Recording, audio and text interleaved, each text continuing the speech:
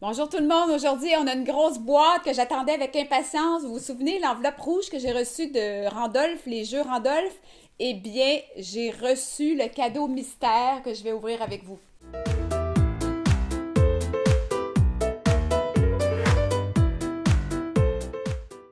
C'est vraiment pesant. Eh mon Dieu! Oh! On commence avec ça, je le fais avec vous. Ça y est! Tu y es presque. Plus qu'une seule pichenote te sépare de nos deux nouveautés de l'automne. L'hostie de jeu des régions. C'est Normand d'Amour qui nous invite à découvrir l'hostie de jeu 2. Et Jessica Arnois qui nous invite à découvrir 20 mystères. Alors moi, je vais faire la petite pichenote. On va voir qu'est-ce que ça donne. Et l'hostie de jeu entre les deux et 20 mystères. Alors, on découvre ça ensemble. Voilà. Donc, c'est la compagnie Randolph, une compagnie québécoise qui fait des jeux, qui nous invite à découvrir deux nouveaux jeux. Là, il y a plein de choses dans la boîte. Là. Une carte routière officielle. Je sais pas. Ça sert comme de papier d'emballage, j'imagine. Un sac de Doritos. Une bière boréale. Moi, je ne bois pas de bière, là, mais il paraît qu'elle est bonne. L'hostie de jeu, c'est ça. L'hostie de jeu 2. Moi, je connaissais pas l'hostie de jeu 1, mais il paraît que c'est quand même populaire. Je vais quand même vous montrer ce que ça a l'air. Hein. C'est le fun de savoir ce qu'on achète.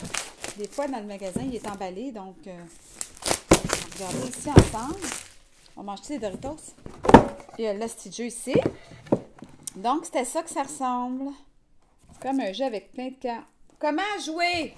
Bon, OK, on l'a ici. Les instructions sont sur la boîte. Moi, je cherchais un petit dépliant, mais regardez, c'est écrit bien en gros. D'abord, chaque joueur prend 8 cartes rouges en main, il les regarde. La plus grande gueule commence et prend une carte noire. Donc, vous déterminez celui qui parle le plus dans votre groupe, puis il lit la carte à voix haute. Tous les autres joueurs choisissent une carte rouge dans leur main qui remplirait bien le... et la pose face cachée au centre de la table. OK, c'est comme si c'était une phrase avec 3 petits points, puis les gens vont aller mettre ce que eux diraient à la place. Puis là, ici, on a d'autres cartes là, à ajouter selon les régions. Il y a 18 mini-paquets qu'on peut acheter selon sa région. Là. Il y a l'Estrie, la Naudière, la Côte-Nord. Donc, vous pouvez ajouter ça à votre jeu, puis vraiment le personnaliser selon la région de la personne à qui vous l'offrez. Le premier s'est vendu à plus de 250 000 exemplaires, donc c'est très populaire. Il y a sûrement beaucoup de gens ici qui savent de quoi je parle. Moi, je n'ai pas encore essayé, je vais l'essayer cette année. Puis, ça célèbre avec humour et autodérision la culture de notre belle province. Donc, à découvrir. Il y a un autre jeu ici. Ça, c'est intéressant. C'est vraiment Jessica Arnois qui est là-dessus. Ben oui, seminaire curatrice du jeu 20 mystères. Alors ici, 20 mystères. Donc, pour les adeptes du vin, ça peut être le fun. Les choix numéro 1, numéro 2, numéro 3. Je vous montre un peu ce que ça a l'air, là, même si je ne sais pas jouer encore. Sûrement que personne ne sait jouer encore. Donc, ça, ce jeu-là, 20 mystères, ça a été conçu avec la sommelière Jessica Arnois, que l'on connaît aussi pour ses vins bu en magasin. Moi, je ne suis vraiment pas une buveuse de vin de dépanneur d'épicerie.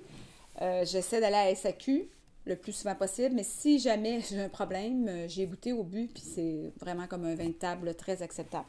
Ah! À chaque partie, tu découvres une bouteille de vin. Fait que j'imagine qu'il faut que tu ailles acheter la bouteille de vin avant.